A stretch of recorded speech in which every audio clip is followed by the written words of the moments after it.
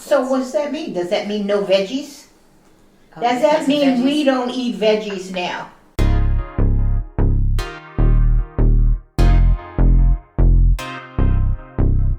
Let's see. Ask yourself, what is it that you have to do all the time? You have to balance your life. It's always that. Think about everything. Work, play, right? Sleep, awake. Getting exercise, getting rest. It's always this balance. And no matter what you're doing, you've got to find balance. Yeah. Because if you don't, you're going to go one extreme or the other. And with oxalates, we have these high extremes that are causing us to have these symptoms of too many oxalates. So what does that mean? Does that mean no veggies? Does Because that of mean veggies. we don't eat veggies now? Okay, so ask yourself, does that make sense? No. Just think about that.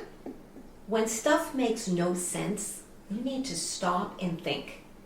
Permanently eliminating an entire food group, how does that make sense? That's a red flag. That doesn't make sense. So, you need to find a way to get the goods out and leave the bad. Common sense will tell you that you have got to have balance in your health journey. So yes, you can eat vegetables. Moderation. Right.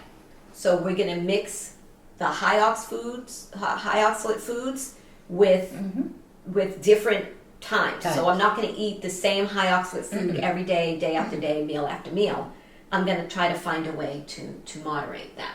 So if I want spinach, which is the highest oxalate food, if I want spinach and I want to get the benefits from the spinach, I want to make sure there's calcium in me. And I don't mean calcium from a supplement either. I mean calcium, real food. Right. Okay?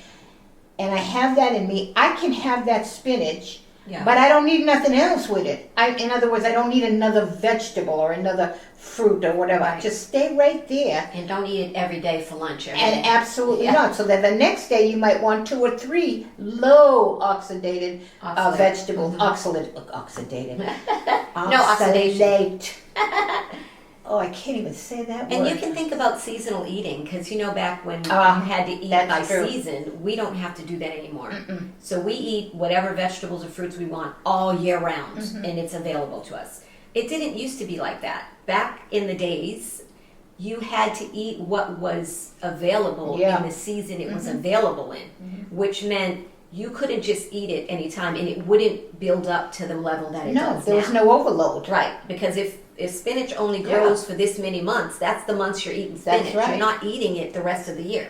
So you don't have Then that it's problem. gone. But Yeah. we have it now. It's the food Because is the availability. Yeah. You could make sure it's organic, please.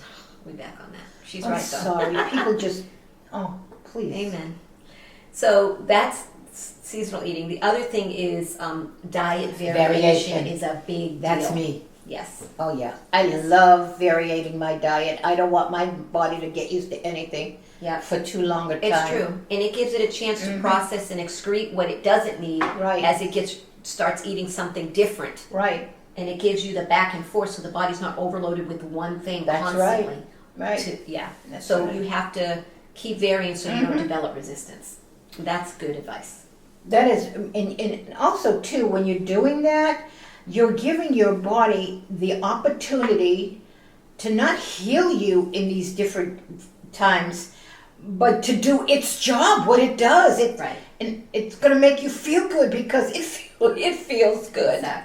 Exactly. It's just loving yourself enough to do that. Agreed. You But know? think about your job. Like if we work in the office together, right? And your job is to take care of the numbers Yeah, in the books, and my job is to do sales. yeah. So if I never did any sales ever, and she was just dealing with numbers all day, and I'm like, la-di-da-di-da. I got plenty of energy. She's working like a crazy lady, right?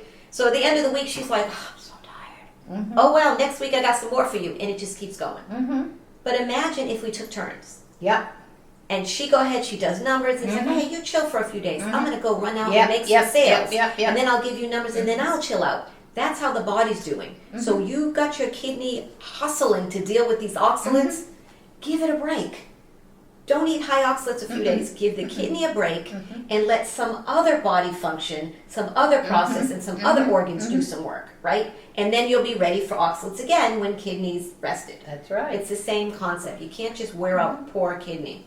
That's just not fair. That's right.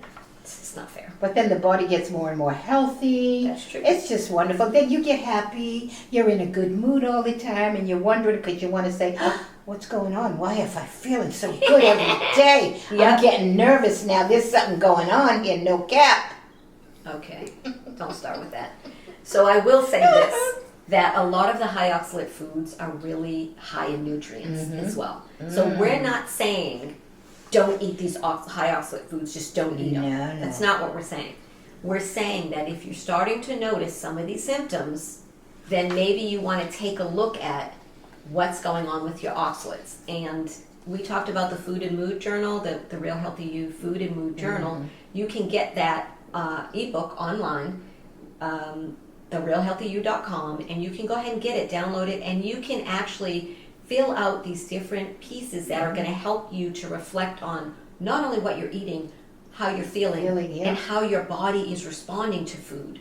And you can go back, there's assessments weekly where you can go back and look, and you'll be able to see, wow, I eat a really lot of these same 4 foods. Yes. And they're all high oxalate. And you may be able to see something, a trend there that you can adjust.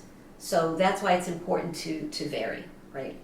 So let's see, if you eat or drink calcium-rich foods at the same time that you're eating the high oxalate foods, that helps to balance also.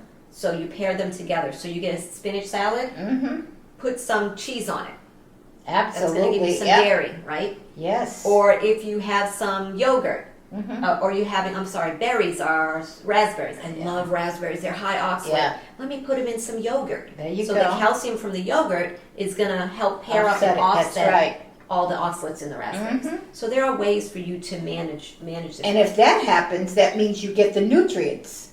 Absolutely. And that's the key. Yes. That's Otherwise, you're getting no nutrients. true. That's true. They're just going right out, where they're going. So pairing the food for the best nutrient utilization, that's great to know some of these pairs. Yes. So go and educate yourself on some of these different pairings, like vitamin D and calcium. They go together.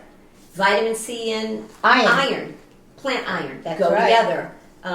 Citrus. And there's your green tea. if you like green tea and citrus, they give you the EGCG absorb much better if you've got the vitamin, the vitamin C. So it's like you kind of put these things together, you pair them up, and it really works well. It really does. Yeah.